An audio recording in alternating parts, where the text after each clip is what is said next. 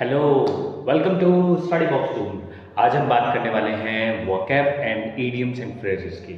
एक short class है जिसमें हम कुछ वोकेबलरी और इडियम्स और फ्रेजेस को चेक करेंगे एंड ये प्रीवियस ईयर के जो क्वेश्चंस पेपर रहे हैं आपके उन सभी में हमें देखने को मिलेंगे।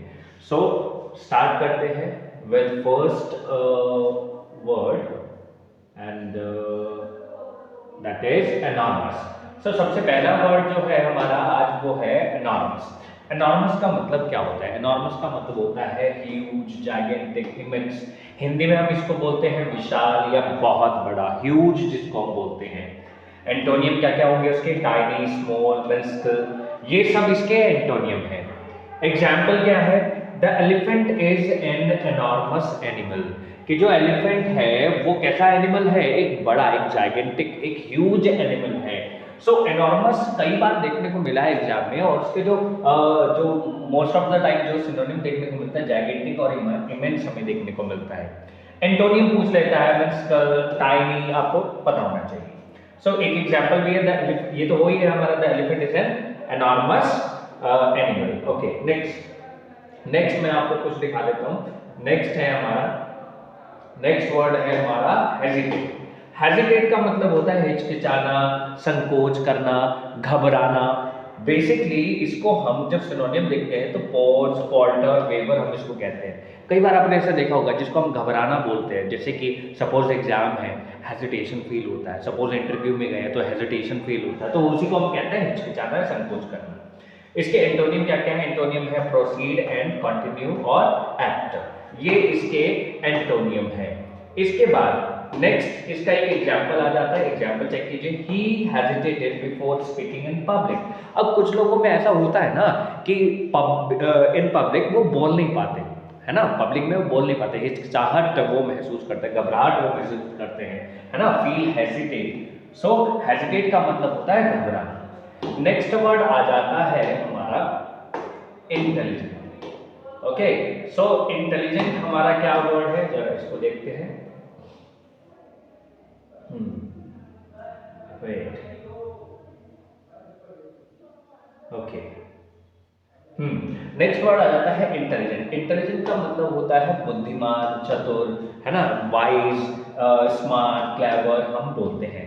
एंटोनियम होता है फुलिश, स्टूपिड और डम। ये इसके एंटोनियम है। एग्जाम में देखने को मिलता है ये वर्ड डम देखने को मिलता है, तो अच्छे से कर लीजिए।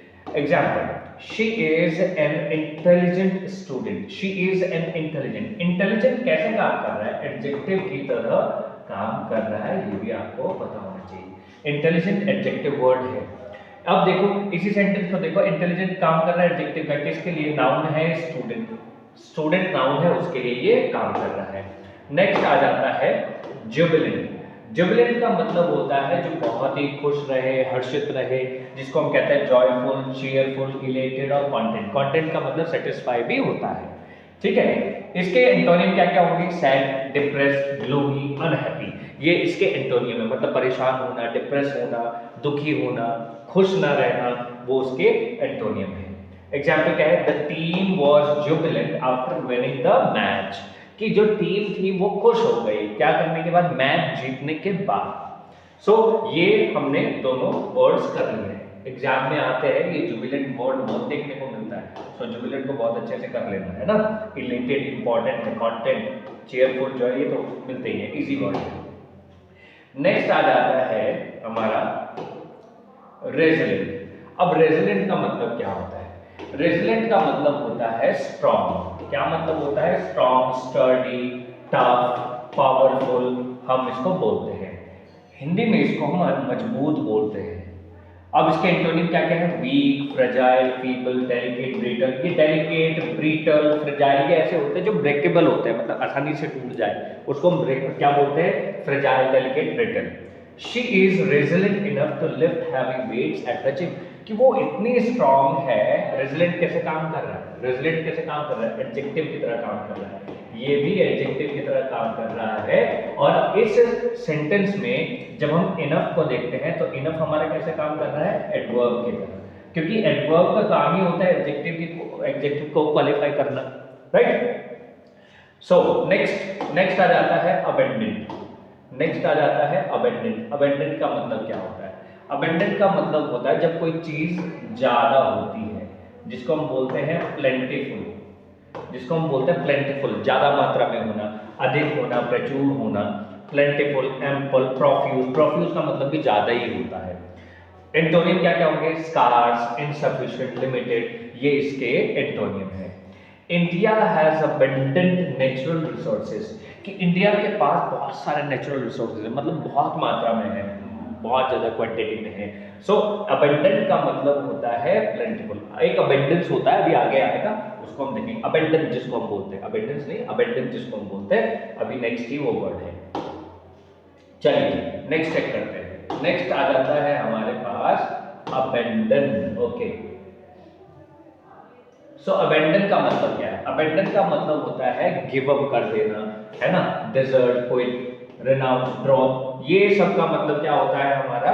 ये सब का मतलब होता है छोड़ देना। ओके, अब इसका एक एग्जाम्पल भी है, साथ साथ एक वर्ड और भी है, फॉरसेक। फॉरसेक का मतलब भी गिव अप ही होता है। Antonym keep, retain, continue, adhere. Adhere का मतलब पालन करना भी होता है, छोड़ना नहीं होता, उसे लगातार पकड़े रखना है ना, ठीक है। अब he decided to abandon the project after realizing it was not feasible। feasible का मतलब जिसका कोई एक तरीके से रिजल्ट ना है, उसको हम बोलते हैं feasible, है ना। सो he decided to abandon, उसने छोड़ने का तय कर लिया प्रोजेक्ट को जब उसे महसूस हुआ कि ये फिजिबल नहीं है, ये चलेगा नहीं। नेक्स्ट वर्ड आ जाता है जनरस। नेक्स्ट वर्ड आ जाता है जनरस। जनरस का क्या मतलब होता है? वेट,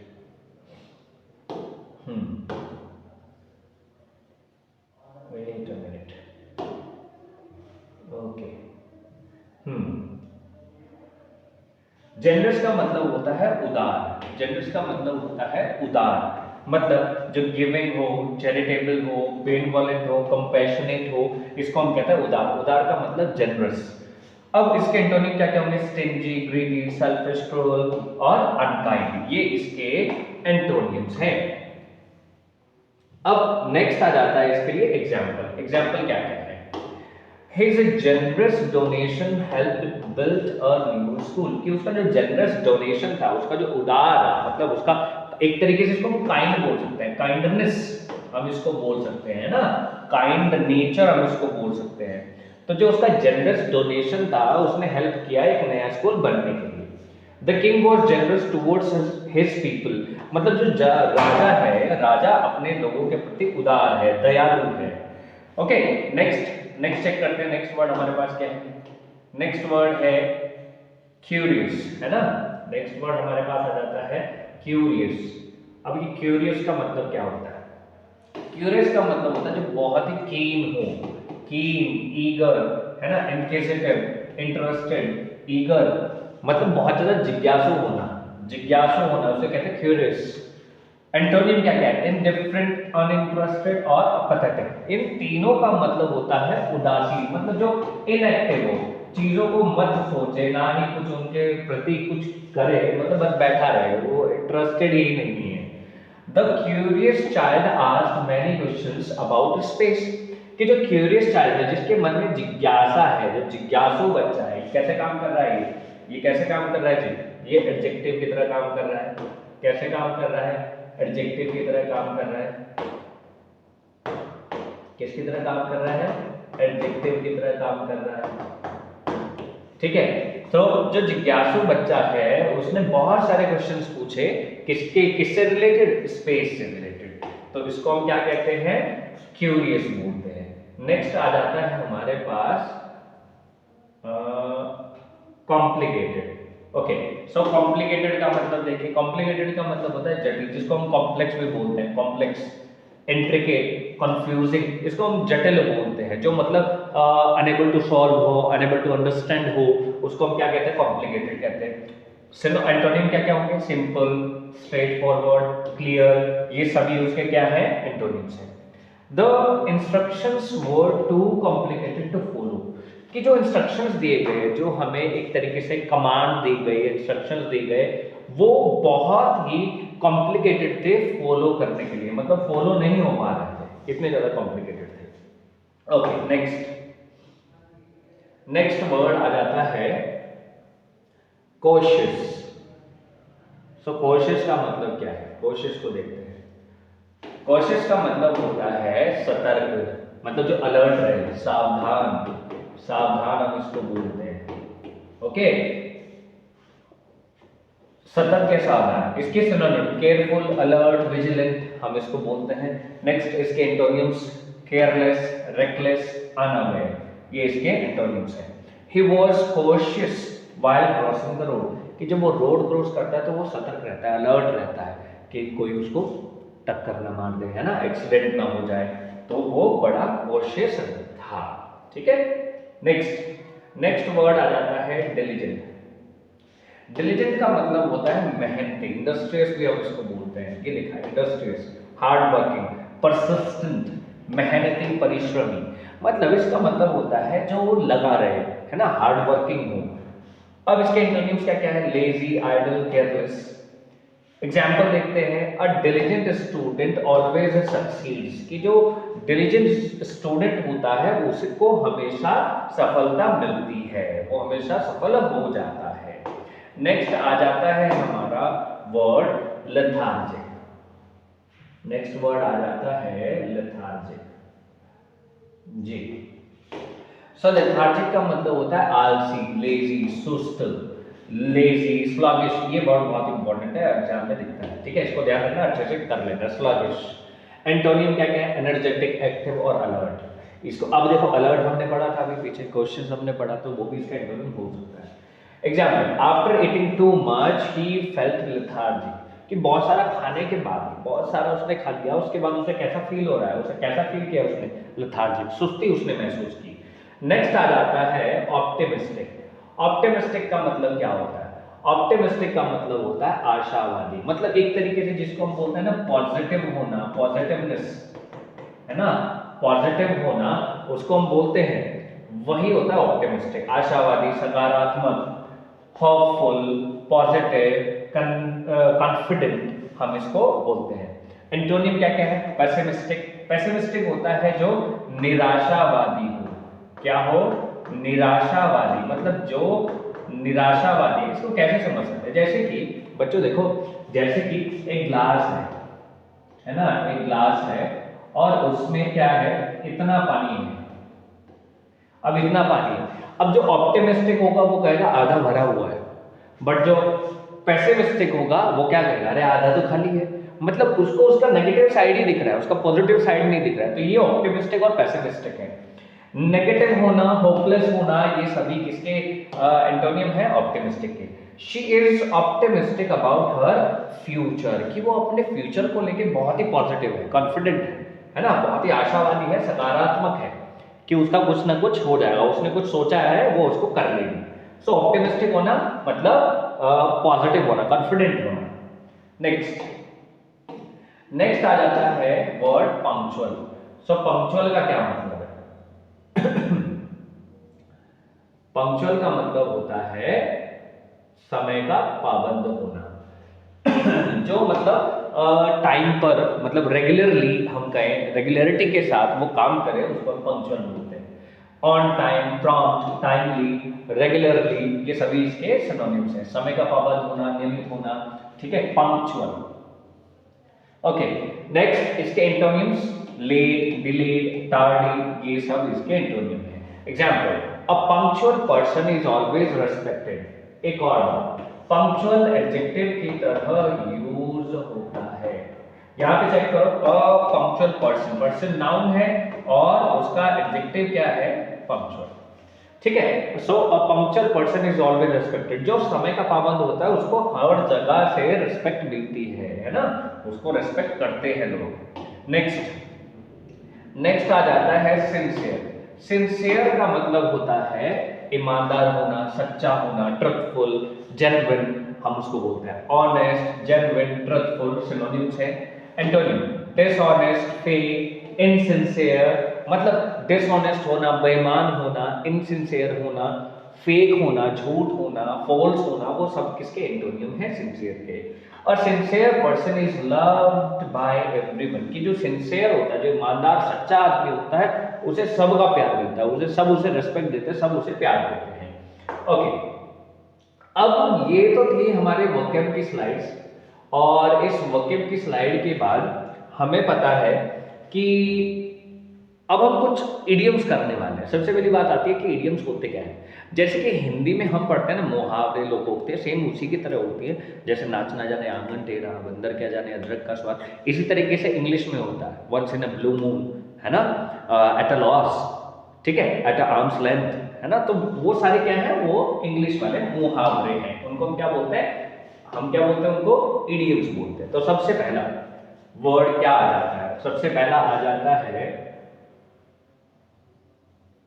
हाँ जी, तो सबसे पहला आ जाता है हमारे पास एप्पल ऑफ वंस आई। इसको हम बोलते हैं वेरी डियर और लव्ड और वेरी लवेबल, बहुत प्रिय व्यक्ति, जो सबकी आंखों का तारा हो, हम उसको भी बोल सकते हैं, है ना। His daughter is the apple of his eye, कि जो उसकी बेटी है वो उसको बहुत प्यारी है, सबसे ज्यादा प्यार वो उसी को करते हैं।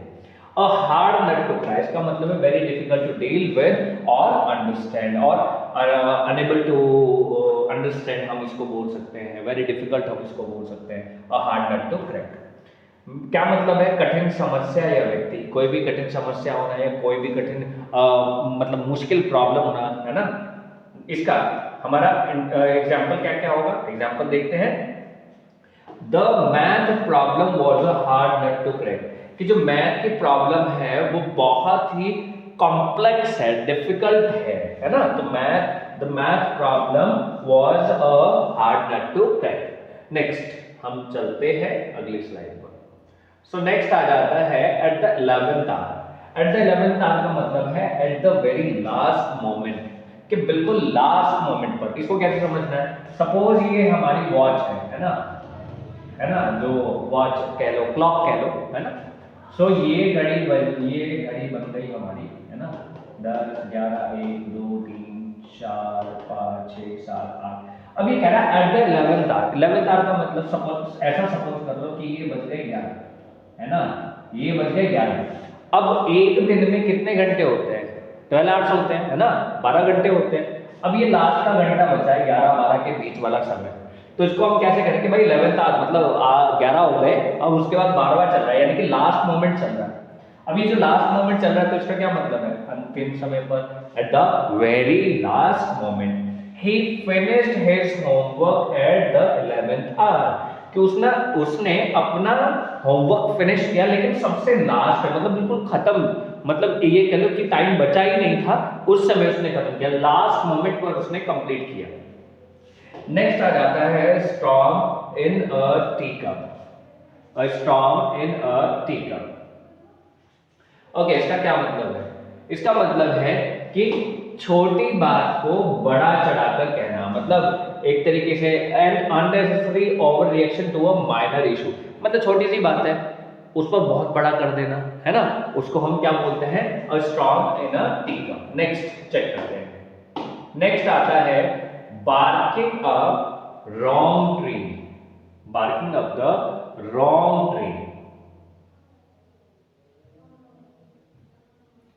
हाँ जी, so barking up the wrong tree to suffer a loss or get into trouble because of a wrong action or decision। मतलब अब सपोज, अब देखो क्या कह रहा है, barking up the wrong tree. अब सपोज कोई डॉग है वो बार्क कर रहा है, ऐसे समझने का, इसको याद करने का तरीका है, रॉन्ग ट्री पर, अब ट्री है ना, अब ट्री क्या है, ट्री तो एक जगह है ना, ट्री तो एक जगह है ना, वो तो खड़ा हुआ है, भोंकता रहे, है ना, बार्किंग करता रहे, कोई दिक्कत नहीं है।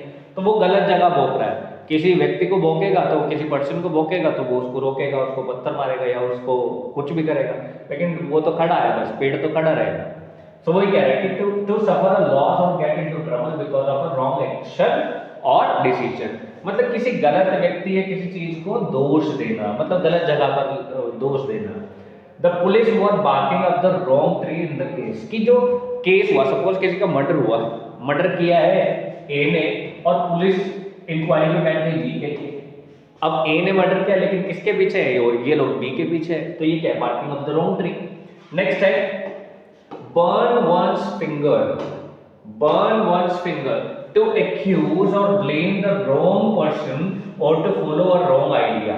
मतलब एक तरीके से एक्यूज बना रहे हैं किसी रॉन्ग पर्सन को और किसी रॉन्ग आइडिया को फॉलो कर रहे हैं। इसका क्या मतलब है? इसका मतलब है किसी काम में नुकसान उठाना। He burned his fingers by investing in a bad company। अब देखो, अब रॉन्ग आइडिया था उनका, उन्होंने इन्वेस्ट कर दिया किसी बैड कंपनी में, तो क्या हुआ? उन्होंने अपनी ही उंगली जला ली। मतलब किसी काम में अपना ही नुकसान कर बैठना। इसको हम ऐसे समझ सकते हो, बर्न वंस फिंगर का मतलब है बर्न हिज फिंगर। अब हिज फिंगर का मतलब अपनी ही उसने उंगली जला ली। कैसे जला ली? He burned his fingers by investing in a bad company। उसने बैड कंपनी में, किसी बुरी कंपनी में पैसा लगाया, इन्वेस्ट किया और वो डूब गया सब। नेक्स्ट क्या है? नेक्स्ट है let the cat out of the bag to reveal a secret। इसको हम spill the beans भी हम बोल सकते हैं, गलती से राज खोल देना, है ना। He let the cat out of the bag about the surprise test। कि उसने क्या किया कि जो सरप्राइज टेस्ट था उसके बारे में गलती से सबको बता दिया। नेक्स्ट क्या है? नेक्स्ट है make a mountain out of a molehill. मतलब to exaggerate a small problem and make it seem very serious. मतलब to make a mountain out of a molehill, मतलब इसको ना हिंदी में वैसे बोलते तिल का ताड़ बना देना। मतलब किसी छोटी बात को बहुत एग्जैजरेट कर देना, उसको बड़ा बड़ा चढ़ा के बताना, छोटी बात को बड़ा चढ़ाकर बताना। Stop worrying you are making out of a molehill. भाई टेंशन मत लो, तुम छोटी सी बात को बहुत बड़ा चढ़ाकर देख रहे हो, है ना, बहुत बड़ा चढ़ा के देख रहे हो आप उसको। सो नेक्स्ट आ जाता है no pain no gain. Success comes only through hard work and effort. कि जो सक्सेस आती है वो मेहनत के थ्रू ही आएगी और उसके अलावा और कोई तरीका है नहीं। सो बिना मेहनत के कुछ नहीं मिलता। If you want success work hard because no pain no gain. अगर सक्सेस चाहते हो तो आपको क्या करना है? मेहनत करनी है, क्योंकि no pain no gain, success comes only through hard work. Next आ जाता है once in a blue moon. Once in a blue moon इसका क्या मतलब है जी? इसका मतलब है something that happens very rarely. इसको हम क्या कहते हैं? रेयरली भी हम इसको अकेला बोल सकते हैं। रेयरली से याद कर लेना, इतना बड़ा लिखने की याद करने की जरूरत नहीं है। मतलब बहुत कम बार, मुश्किल से ही कुछ होना। He visits his village once in a blue moon। मतलब वो जाता है लेकिन बहुत कम बार जाता है, रेयरली ही वो जाता है, मुश्किल से वो एक बार, साल में एक बार जाएगा अपने गांव में, है ना। वो अपने विलेज जाता है लेकिन बहुत कम बार। सो ये है once in a blue moon. Okay, आज मैंने आपको क्या बताया? आज हमने कुछ वोकैब की है ना, कुछ वोकैब की है हमने, एंड साथ में कुछ इडियम्स हमने देखे हैं। अब बात ये आती है कि वोकैब और इडियम्स को याद करने का तरीका क्या है। वोकैब का ये तरीका है कि आप डेली मतलब एक डेली बेसिस पर एक टारगेट सेट करके कि मुझे डेली 5 वर्ड याद करने हैं, उनको नोट करना है नोटबुक में। इस तरीके से काम करोगे तो ज़्यादा अच्छा रहेगा। इडियम्स को भी वोकैब की तरह आप नोटबुक में नोट करेंगे डेली बेसिस पर, डेली टारगेट सेट करके कि मुझे 5 करना है, 10 करना है, 20 करना है, अपने अपने औकात के अनुसार। औकात मतलब समझ रहे हो ना, अपने अपने औकात के अनुसार आपको करना है। सो इडियम्स का क्या मतलब है? इडियम्स को हम अगर देखो, वोकैब तो ये है कि अगर आपने एक बार उसको लिखा तो अराउंड 5 टाइम्स उसको पढ़ना पड़ेगा, रटना नहीं है, पढ़ना पड़ेगा, है ना। इडियम्स में ये है कि आप उसमें कुछ ना कुछ ट्रिक्स बना सकते हैं। फॉर एग्जाम्पल इसको देखो, कहा गया अभी, ये देखो, जैसा कि मैंने अभी इसका बताया था, है ना, इसका मैंने बताया था एट द 11th आवर। मैंने एक वॉच बनाई थी और वॉच बना के मैंने उस पर कुछ नंबर लिखे और मैंने कहा 11th आवर की बात हो रही है, 11th आवर की बात हो रही है, तो इसका मतलब है कि आखिरी वाले समय पर। ऐसे ऐसे कुछ ट्रिक्स बना सकते हो। तो ट्रिक बनाओगे तो ज़्यादा अच्छा रहेगा, ट्रिक बनाओगे तो इजीली आप उसको याद कर पाओगे, आपको ज़्यादा समय तक याद रहेंगी वो चीज़ें। सो ये बेसिक तरीके हैं वोकैब को इडियम करने के। सो वीडियो अगर पसंद आया so don't forget to subscribe, like and share the video। so आप चैनल को सब्सक्राइब जरूर कीजिए ताकि और ऐसे यूजफुल वीडियोस आपको मिलती रहें। आने वाले समय में हम यूपी सैनिक का प्रीवियस ईयर भी डालेंगे, तो वो भी आपको चेक करना, एंड सैनिक स्कूल का भी हम डालेंगे। Okay, okay, bye, have a good day.